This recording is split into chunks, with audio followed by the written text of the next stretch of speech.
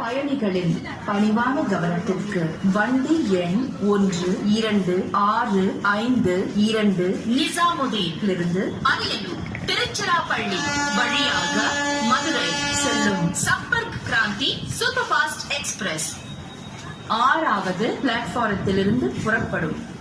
यात्रीगण कृपया ध्यान दीजिए, गाड़ी नंबर 1265 निजामुद्दीन से अरियलूर तिरुचिरापल्ली मार्ग से मदुरई जाने वाली संपर्क क्रांति सुपरफास्ट एक्सप्रेस प्लेटफॉर्म नंबर 6 से रवाना होगी। Your kind attention please. Train number 12652 संपर्क क्रांति superfast express bound for Madurai from Nizamuddin via Ariyalur.